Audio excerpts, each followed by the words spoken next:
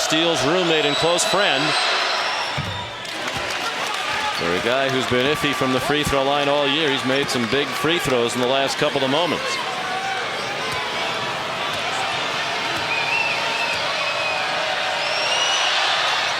He's made 4 in a row. And the lead down to 3 for Notre Dame. Still an eternity to go. 3 minutes left. Look out. Falls a sloppy pass. Davidson deflected it away. G underneath for Riley. Look at this. And Herringody the rebound, and the elbows fly again. He came from the top of the key to get that rebound. They're going to have to do it off the dribble. They don't have a post-up game unless... They need this, and they get it from Russell Carter. Wow. So much for the dribble concept. Nylon from deep. Notre Dame looked totally out of sync, including at the beginning of that possession. Carter with a huge 3. The stop momentum, at least for a moment, for Alabama, and they turn it over off the leg of Jamario Davidson. What a great job by Hillsland, just denying it. 2:15 to go. Notre Dame by 6. Carter, 3! Oh, a space dribble. What confidence he's exuding. They call it a 2, a long 2 for Carter. Now a takeaway by Herringody. Trying to go coast to coast. Fouled. Count it!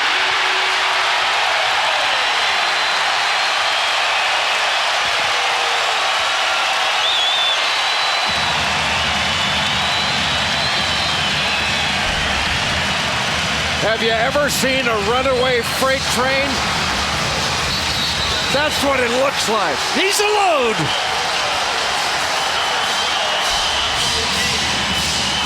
Sally Weiss, you can't have him either.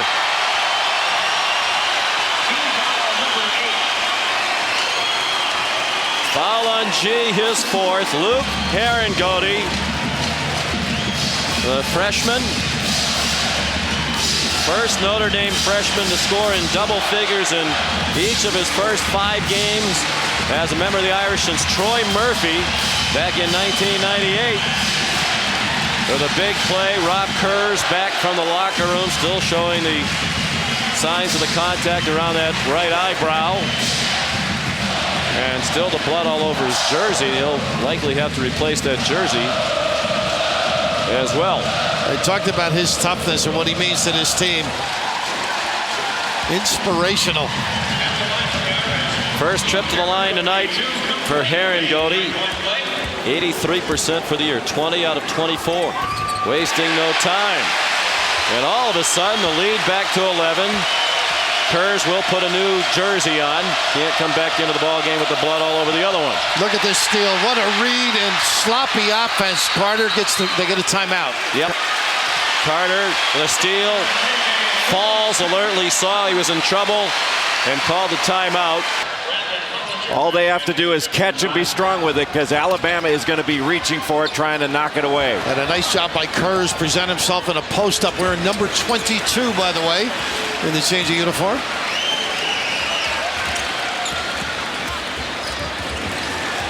Now trying to kill some time. Looked like Steele was trying to foul McElharney. Couldn't get to him. Under a minute and a half to go. 12 to shoot. McElharney's an excellent free throw shooter, and so is Falls. Another thing that will help Notre Dame all year long. Says he feels a lot quicker this year. He was bothered the last couple of years by plantar fasciitis in his left foot. If you've ever had that, it's very painful. Skip Meyer, been around here for years, put up with Digger for all his years. He can handle anything. This is the largest lead for Notre Dame. Seemingly on their way to back-to-back wins over ranked opponents for the first time in 4 years. Davidson a 3. He wants to keep it, get the foul. And Falls fouled.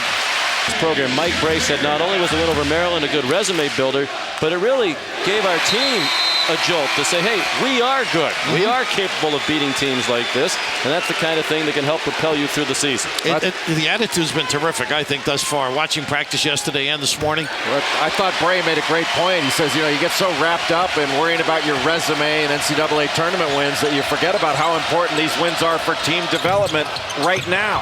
The process, as he alluded to.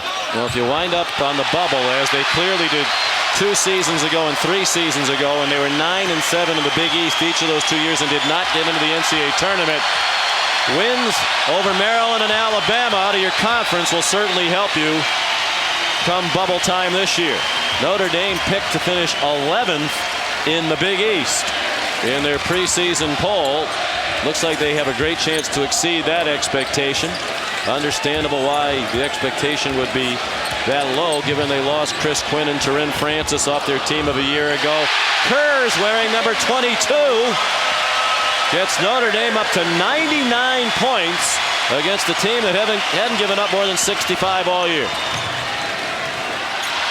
14-0 run for Notre Dame.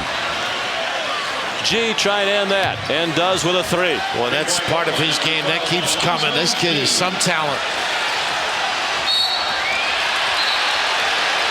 Hillsland fouled, and the celebration begins. McIlharney just gave Falls a big hug, and now goes to the other end to salute the student section. Mike Bray said after the win against Maryland, it's already been a good week. It has a chance to be a great week. Well, Coach Bray, you've had a great week. Oh, a pre-Christmas like no other. Martin Inglesby along by there. They're a happy group. I didn't think in a million years coming into this game that Notre Dame would hang 100 on Alabama. I mean, Alabama is a really, really good basketball team. I thought they would play well. Absolutely. I never thought these numbers. I mean, I can't think of very many teams in the country I would think, hey, well, Alabama better watch out. They'll hang 100 on them. Hillsland trying to get them to 100. Crowd groans. They wanted 100. They'll have to settle for 99 and a win over the number 5 team in the country. And the students storm the court. So Notre Dame now 7-1, and Alabama with the loss. Its first of the season, also 7-1.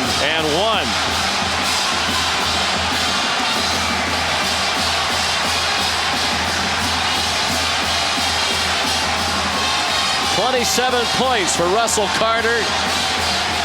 5 rebounds and 5 steals for the senior. Colin Falls at 20 points. Kyle McIlharney 20.